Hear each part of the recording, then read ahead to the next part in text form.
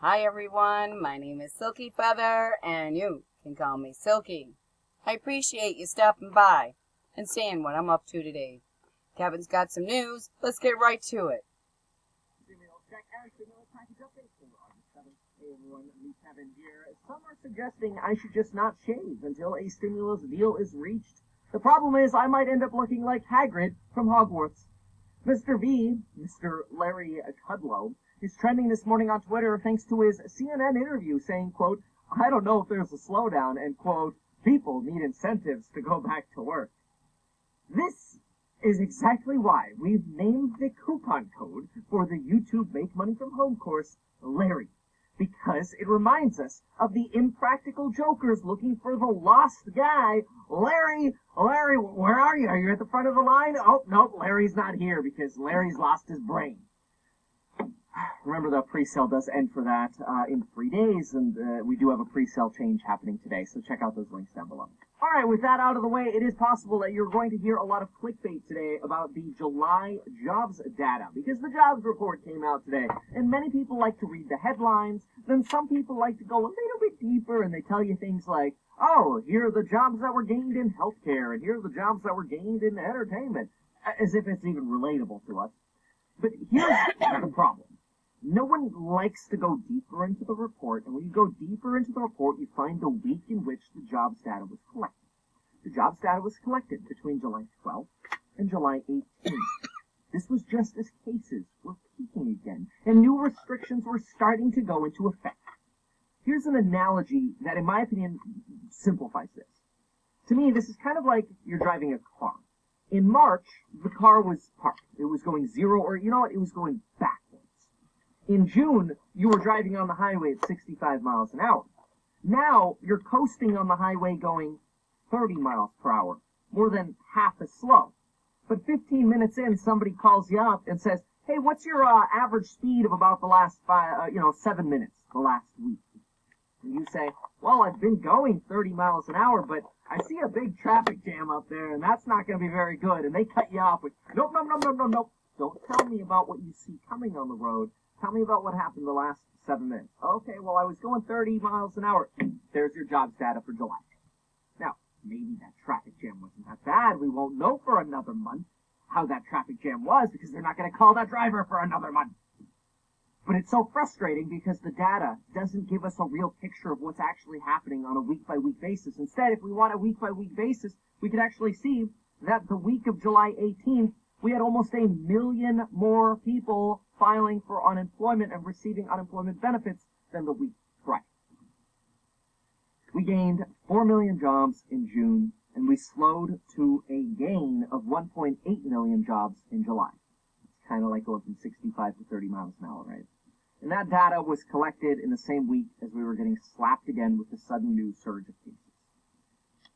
The fact is, our economy has a long way to go. Furthermore, our favorite team of 4 highly skilled and professional negotiators, Pelosi, Schumer, Meadows, and Mnuchin, had a very long 3-hour meeting Thursday evening negotiating. This is pathetic. I spent more than 3 hours handing out stimulus checks yesterday and getting sunburned. Anyway, here are the spark notes from that meeting. $1,200 stimulus checks and extending the eviction ban to federally backed housing appears to be in agreement. But they have failed to agree on unemployment protection length, unemployment protection amount, schools, state and local government, heroes pay, the post office. Oh wait, folks, this is literally where we were last week. Now it's starting to seem like when Pelosi and the other side come out to tell us how the negotiation went, they're literally just regurgitating crap from last week's progress to seem like they're working this time. And rumor has it that Mark Meadows even at one point pounded the table, which he denies.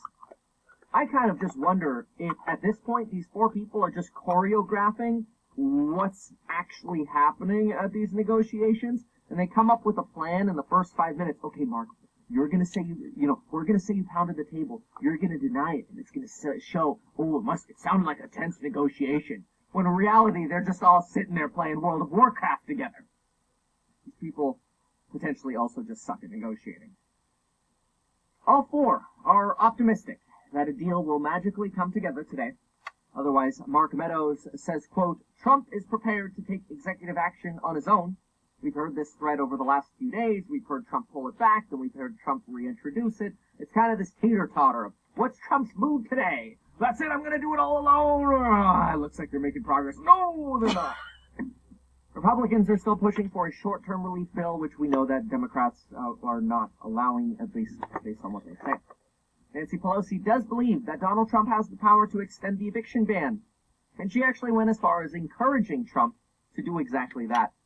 Chuck Schumer, though, says any executive action by Trump is going to have to go through the courts before it's actually recognized as effective, and that's going to take too long. And remember, executive action by the president today or tomorrow will have a very difficult time, if not an impossible time, providing money for testing, providing stimulus checks, providing money for the CDC or tracing, providing money to the post office, providing aid to state and local governments, heroes pay. We might see the eviction ban. We might see this unilateral wave of the wand payroll tax cut that most people aren't super jazzed about. But what's it going to do for the wave of the wand payroll tax cut? Economists are saying, hey, it's going to take the IRS at least a month to 2 months to actually get new payroll tax going. So a lot of good that does for quick stimulus. All sides meet today to see if they can finalize discussions. So let's see what evolves today. In the meantime, get the pre-sale on that YouTube course. Overall, cases are declining again, so I guess that's good news, and we can slowly start moving forward cautiously. We've got a good trend, although one place we don't have a good trend is, according to the Washington Post, we've got certain areas of the country heating up substantially more than other parts of the country over the last 30 years as a sign of potential climate change. Now, I don't know your stance, obviously, on climate change, but I will link that Washington Post article down below. The graphic's really interesting, and it actually shows areas like Colorado and Southern California heating up substantially more than it has ever in the past, which is really interesting, in my opinion, because we used to not be an air conditioning city here in the Southern California coast. Now, if a house doesn't have air conditioning, it's getting harder to rent a place. It's crazy how things change. Anyway, folks, thank you so much for watching. Check out those programs in the links down below. Remember, you can get 2 free stocks with Webull. You deposit $100, they give you 2 free stocks, and you can get life insurance in as little as 5 minutes. Thank you so much for watching. Stay tuned for another giveaway at some point soon, so make sure.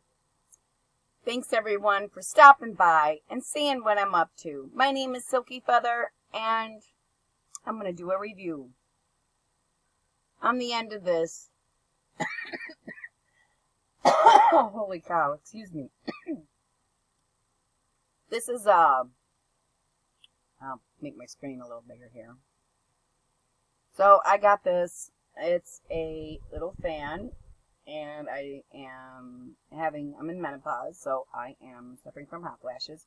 This little duty has 3 different, settings, and I see... I got that backwards. Anyway, it's got 3 little settings, and it's super nice. It's rechargeable, USB, and I absolutely love it. And it's not too heavy on my neck. It's actually quite light, so if somebody was in like their, up there in years, 60s, 70s, and they really suffer from having, they're just too hot. And the button is like right here on the neck. You can't see it, but it's black. It's a really nice little fan, but I'm going to do another review on just this fan. But I thought I'd just add it in there because I know you guys see it around my neck and are probably wondering, what the hell? You guys have a great afternoon. Please do stay safe. Like, subscribe, and share. This is Silkyfeather. Signing off. Bye-bye.